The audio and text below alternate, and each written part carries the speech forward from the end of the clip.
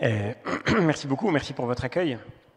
Il me semble qu'en effet, il est fondamental qu'on arrive à faire de la question européenne une question centrale du débat politique français, notamment dans le cadre de la campagne présidentielle qui commence. On voit que l'élection allemande et l'élection française vont aussi être des tournants pour les années qui viennent dans la construction européenne. Les 27 États membres comptent, mais bien sûr, les deux élections qui viennent auront un impact important.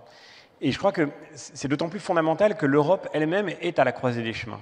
On est dans un moment de bifurcation qui me semble décisif, dans lequel l'Europe pourra retrouver sa crédibilité ou bien au contraire finira peut-être de s'éroder, parce que moi, il me semble que, même si on peut regarder le verre à moitié plein, cette crise a aussi révélé les vulnérabilités de l'Europe et ses fragilités. De fait, nous sommes face à des défis globaux.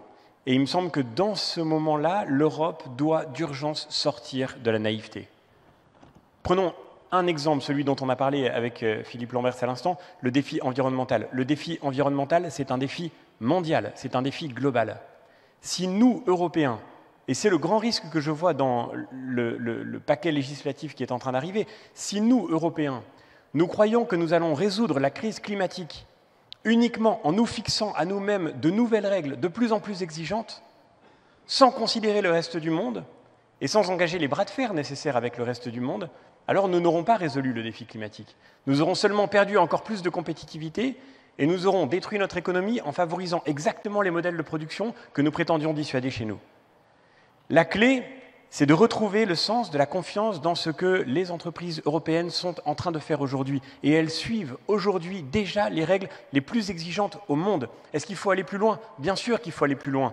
Ça commence par aller dans la bonne direction. Et, cher Philippe, par un clin d'œil, je rappellerai que le gouvernement belge vient de présenter ses propositions pour l'évolution de son modèle énergétique. Aujourd'hui, la Belgique va augmenter ses émissions de carbone et se donner à elle-même une énergie plus chère qu'elle ne l'avait, juste en fermant des centrales nucléaires de manière anticipée. Je crois qu'on est là devant une des grandes schizophrénies du débat européen aujourd'hui. On nous parle d'urgence climatique, et je suis d'accord pour parler d'état d'urgence écologique, mais quand on est vraiment dans un état d'urgence, on ne tire pas sur les canaux de sauvetage qui peuvent nous éviter le naufrage, et il me semble que le nucléaire, aujourd'hui, fait partie de ces atouts que nous avons à faire valoir dans la compétition mondiale.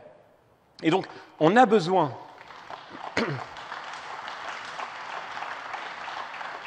On a besoin de faire valoir ce modèle, mais pour ça, encore faut-il sortir justement de cette naïveté.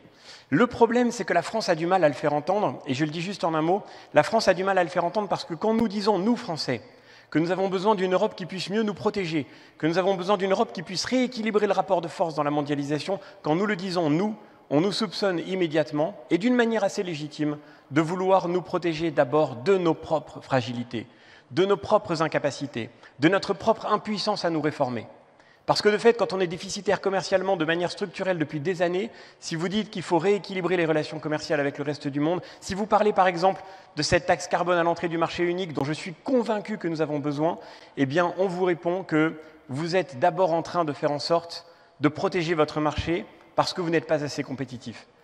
Et je pense que c'est le grand malentendu de ce plan de relance. Chère Stéphanie, on a déjà eu l'occasion d'en parler, bien sûr, mais je crois que ça ne sert pas forcément beaucoup de créer une dette supplémentaire quand on n'a pas résolu ce malentendu fondamental et quand on n'est pas encore capable de se donner un modèle qui soit un modèle efficace et susceptible de faire valoir le rayonnement dont les entreprises françaises sont capables dans le reste du monde.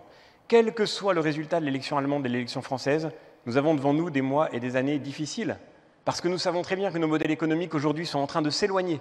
Et donc nous avons besoin de reconstruire un terrain commun. Il faudra certainement que l'Allemagne ait à entendre ce que nous avons à lui dire, mais il faudra aussi que la France soit capable de retrouver sa crédibilité sur la scène européenne et d'être capable, elle aussi, de sortir de la naïveté dans les débats qui nous attendent sur le plan européen. J'étais très heureux que Bruno Le Maire parle hier de la taxonomie européenne et dise que le nucléaire doit être considéré comme une énergie verte par la Commission européenne.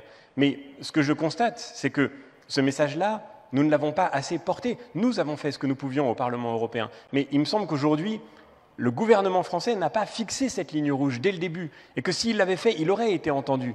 Et qu'on est en train de s'engager dans la mauvaise direction, justement parce que la France n'est peut-être pas assez crédible, parce que la France est restée, elle aussi, trop naïve, et que nous avons besoin de sortir de la naïveté. C'est, encore une fois, je le redis, un moment historique qui nous attend dans les mois, dans les années qui viennent, et c'est la raison pour laquelle l'Europe doit être au cœur de cette campagne présidentielle, parce que c'est fondamentale parce que nous avons besoin de l'Europe, mais que l'Europe a besoin d'une France qui soit, encore une fois, plus crédible et dans laquelle nous puissions avoir confiance.